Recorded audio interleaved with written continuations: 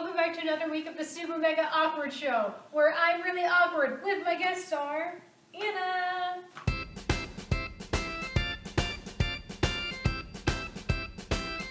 So, Anna here works at Chipotle. How's that? It's great. I love it there. So I work at Chipotle, and I landed Amanda and I a really sweet opportunity to meet with the marketing executives next week to talk about their social media efforts and how we can help benefit them in that. Like Twitter. And YouTube. So, write down in the comments what you think of our presentation. Go. Since technology is becoming more apparent all around the world, it is critical that businesses have the necessary knowledge and skills to use social media effectively. But first, Amanda and I researched how Chipotle uses social media such as their app, their Twitter, and their YouTube to do things like raise awareness, influence desire, facilitate purchase, and create loyalty. And for that reason, yeah, just cut that part out. For that reason, we do things. Yay! Okay. So through the use of their app, Chipotle has created a tool that allows customers to easily learn about the company. Woo! With games and selections. That says sections. With sections of stuff. So they also use YouTube to raise awareness. They draw millions of views on their market videos, which consist of Back to the Start, Scarecrow, and Farmed and Dangerous. Isn't that great? Because of their YouTube channel and their super cool videos, their net income is now increased to 34.9%.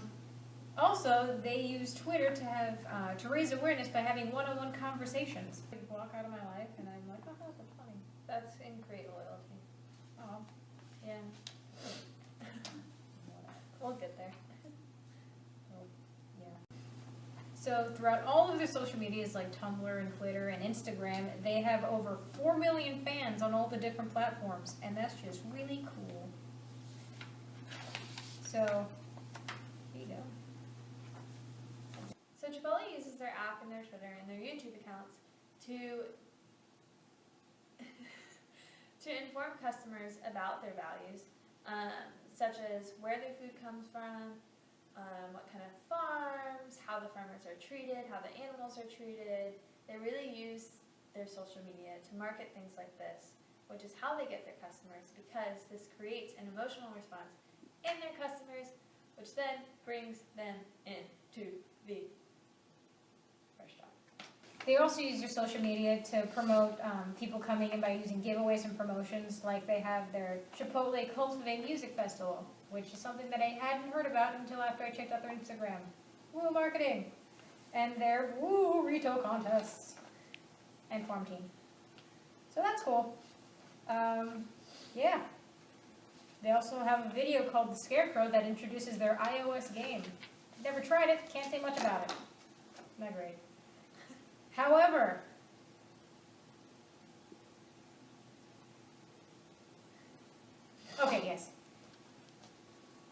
since the app has these cool little games you can play, if you get a certain score, you can get buy one, get one free deals on specific menu items, like burritos.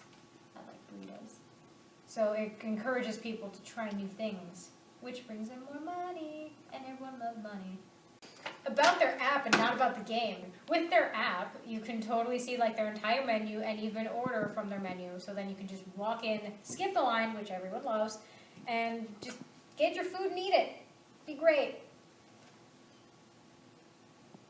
Soon after the release of their app, their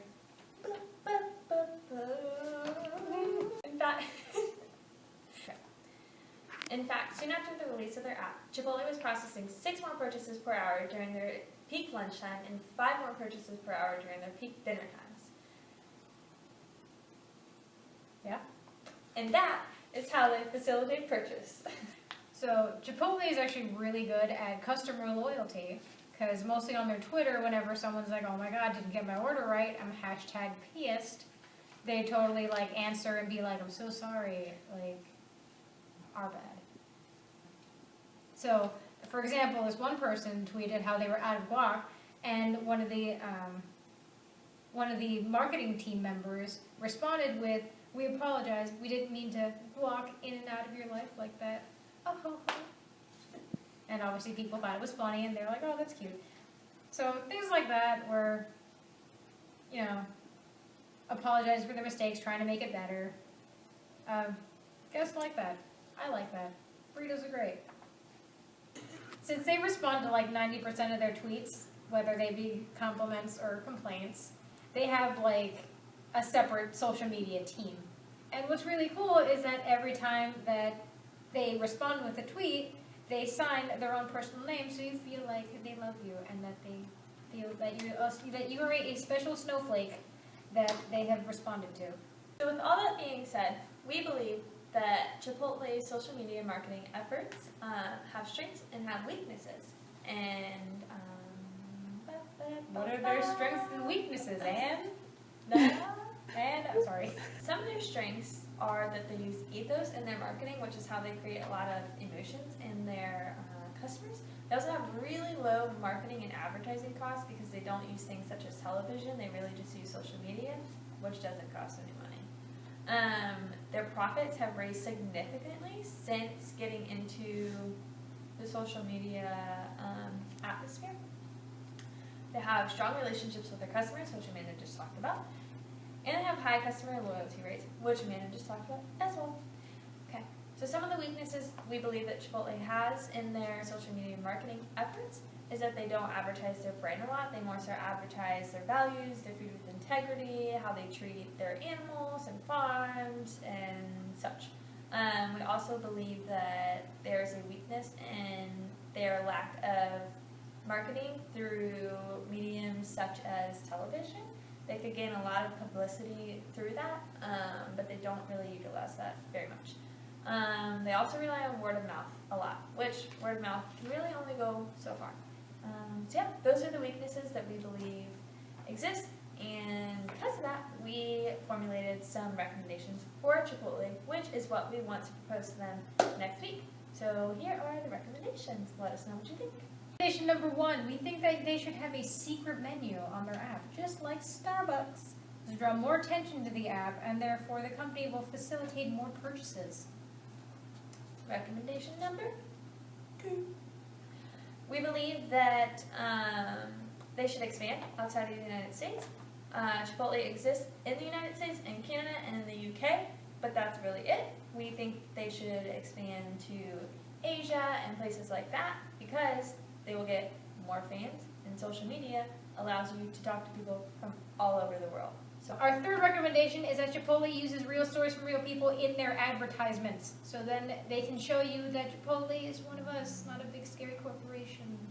That it's not because it loves us. So thanks for listening to the super, mega, awkward show. Super show with me, Amanda. And me, Anna.